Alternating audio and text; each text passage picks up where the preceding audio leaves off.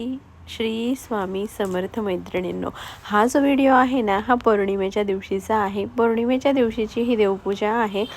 म्हटलं चला सकाळी सकाळी देवपूजा करायची आहे तर व्हिडिओ घेऊयात आणि तुमच्याशी थोडंसं बोलूयात देखील.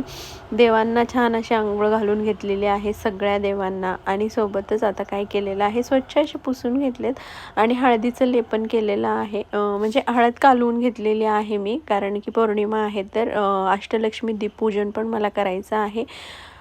मंगळवार, गुरुवार, शुक्रवार आणि पौर्णिमेला असं मी लक्ष्मीची पूजा खरं तर मी गुरुवारी किंवा शुक्रवारीच करत असते. गुरुवारी जमली तर गुरुवारी, शुक्रवारी जमली तर शुक्रवारी, असं म्हणजे गुरुवार किंवा शुक्रवार ह्या दोन्हीपैकी एका दिवशी करतच असते. पण आपलं उंबरठ्याचं पूजन किंवा अष्टलक्ष्मी दीपपूजन जे आहे ना, ते सुद्धा मंगळवार, गुरुवार, शुक्रवार असं या तिन्ही दिवसांपैकी पौर्णिमा अशा दिवशी करता येतं, म्हणून मी तेव्हा करत असते. तर म्हटलं चला आज पौर्णिमा आहे तर आता ह्याच्यासोबत आज तेही करावं, म्हणून हळदीमध्ये काय केलेलं आहे, थोडंसं गुलाबजल आणि थोडंसं अत्तर मिक्स करून घेतलेलं आहे गुलाबाचं, जेणेकरून सगळ्या देवांना पण होईल मला आणि दिव्याला लावायला पण होईल आणि उंबरट्याचं पूजन करायचं आहे त्याला देखील होईल. आणि खरं तर काय झालं माहिती का, उंबरट्या पूजनचा जो व्हिडिओ होता ना तो माझ्याकडून डिलीट झाला. एवढे सारे व्हिडिओ आहेत पण व्हॉइस ओव्हर करून टाकायला वेळ मिळत नाही आहे. त्याच्यामुळं काय होतं आहे की मेमरी फुल झाली की दुसरा व्हिडिओ काढायचा असला की चुकून एखादा जुना व्हिडिओ डिलीट होतो आहे, तसा तो डिलीट झालेला आहे. पण असू द्या, काय करायचं, चालायचंच, हो की नाही. तर सगळ्या देवांची आंघोळ झालेली आहे, मस्त असं हळदीचं लेपन केले ते लावून घेते, त्यानंतर कुंकवाचा एक टिक्का लावून घेते मस्त असं. आणि आजही तुम्हाला एक गोष्ट सांगते बघा मैत्रिणींनो, जशी की परवाच्या व्हिडिओमध्ये सांगितलेली तशीच, की बघा आपण जिथे राहत असतो ना, तर आपल्या बाजूला एक आहे ना जिता जागता CCTV असतो, 2 हातांचा 2 पायांचा. आहे की नाही, म्हणजे कोणीतरी असं असतं, CCTVच म्हणूयात आपण, की त्या CCTVला आपल्या प्रत्येक गोष्टीवरती लक्ष ठेवायचं असतं किंवा आपली प्रत्येक गोष्ट पाहायची असते आणि ती जगभर सांगत फिरायची असते. मग एवढं त्या CCTVचं आपल्यावरती लक्ष असतं की बास रे बास, की आपण कुठं गेलो, कुठून आलो, किती वाजता गेलो, किती वाजता नाही गेलो, काय केलं, काही नाही. बरं एवढंच त्या CCTVचं काम नसते बरं का, की फक्त बघायचं. आता जो आपण लावलेला CCTV असतो ना, तो तरी फक्त मशीन टाईप, म्हणजे नाही का निर्जीव CCTV असतो तो फक्त त्याचं बघायचं काम करतो. आणि जर आपल्याला बघायचं असेल तर आपण म्हणजे त्यामध्ये जाऊन बघू शकतो. पण हा जो जिता जागता CCTV असतो ना, आपल्या आजूबाजूला कुठेतरी प्रत्येकाच्या आजूबाजूला एक तरी असतोच बरं का, असतो म्हणजे असतोच. आणि तुमच्या आजूबाजूला असेल तर नक्कीच कमेंट करून सांगा. हा जिता जागता जो CCTV असतो ना, 2 हातांचा 2 पायांचा, तो मात्र आहे ना तुमच्यावरती लक्ष ठेवतो तर खरंच. आणि तुमच्या बरोबर जे काही झालंय किंवा जे काही तुमच्या बघितलंय ना, मग ते काहीही असू द्यात, तुम्ही कुठे गेलात, कुठे आलात, किती वाजता गेलात, किती वाजता आलात, काय झालं, काय नाही, कोण आलं, कोण गेलं, सगळ्या गोष्टी ह्या जगभर सांगत फिरत असतो. जगभर सांगत फिरत असतो, असा हा CCTV असतो. तर तुमच्या पण आजूबाजूला आहे का असा CCTV? असेल तर नक्कीच कमेंट करून सांगा मैत्रिणींनो, हो की नाही. असं आहे बरे का. पण खरं सांगू का, देवपूजा करते ह्या अशा गोष्टी मला तर खरंच नाही आवडत आणि करायला पण नाही पाहिजे, कुणीच नाही करायला पाहिजे. कारण आपण आपल्या आयुष्यामध्ये काय करतोय किंवा आपल्या आयुष्यामध्ये काय होतंय ह्याच्याशी दुसऱ्याला काहीच घेणं देणं नाही आहे. किंवा जरी आपल्या आयुष्यामध्ये उलथापालथ झाली तरी कोणी आपल्याला काहीच मदत करायला येणार नाही आहे किंवा काहीच म्हणजे नाही का आपल्या अडचणीतून आपल्याला बाहेर काढायला येणार नाही आहे. फार तर नाही, फक्त काय करतील तुम्हाला सांगते, चर्चा आणि चर्चाच करतील. फक्त चर्चा करतील आणि रंगून चर्चा करतील. आणि खरंच सांगते की काय आहे हे कोणालाच माहीत नसतं. ज्याच्या आयुष्यात जी गोष्ट घडली आहे किंवा ज्याच्या लाईफमध्ये जो फेस चालू आहे तो फक्त त्या आणि त्याच व्यक्तीला माहीत असतो की माझ्या आयुष्यामध्ये काय झालं आहे आणि माझ्या आयुष्यामध्ये काय चाललेलं आहे. पण हे आपल्या आजूबाजूचे CCTV मात्र खूप खूप खूप इतके ॲक्टिव्ह असतात ना, की बास रे बास. त्यांना आहे ना आणि मनाने एवढे हुशार असतात ना ते CCTV, मनाने तर्कवितर्क लावूनही मोकळे होतात बरे का.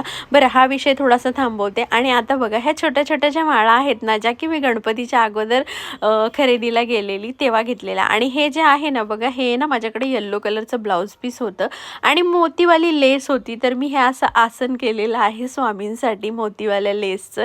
तो मी त्या मापाचा आहे ना कपडा कापून घेतला. ब्लाऊज पीसचा वेल्वेटचं ब्लाऊज होतं त्याचा आणि त्याला मस्त अशी हाताने ना मोतीवाली लेस लावून घेतली. आणि हा छोटासा पाट मी खास स्वामींसाठी आणलेला आहे आणि स्वामींसाठी पण एक छान अशी माळ आणलेली आहे. आणि ह्या छोट्या छोट्या माळा आहेत बघा बाकीच्या देवांना घातलेल्या, ह्या सुद्धा मी त्या दिवशी आणलेल्या आहेत. आपले गणपती बाप्पा बसले ना त्याच्या अगोदर मी गेलेली ना गणपतीसाठी खरेदी करायला, तेव्हा किती छान दिसत आहेत बघा, एकदम मस्त.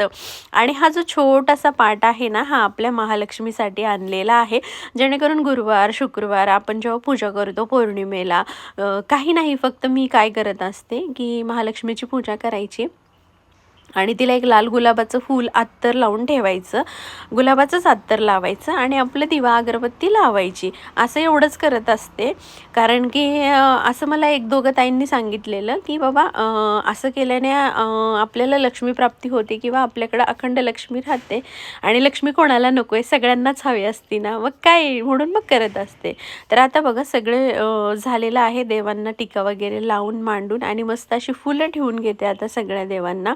हां, आणि आपला विषय चालू होता की कोणीच काही करायला येत नाही पण बोलायला मात्र येतात. जेव्हा आपण सुखात असतो ना तेव्हा सगळे आपल्यासोबत असतात, पण आपल्या दुःखात कोणीच आपल्यासोबत नसतं मैत्रिणींनो. कोणी म्हणजे कोणीच नसतं बरं का, कोणीच नसतं. आणि जेव्हा तुम्ही एखाद्या म्हणजे नाही का तुमच्या आयुष्यात यश असेल, तुमच्या आयुष्यामध्ये प्रगती असेल, तेव्हा सगळेजण तुमचं वाह कौतुक करतात.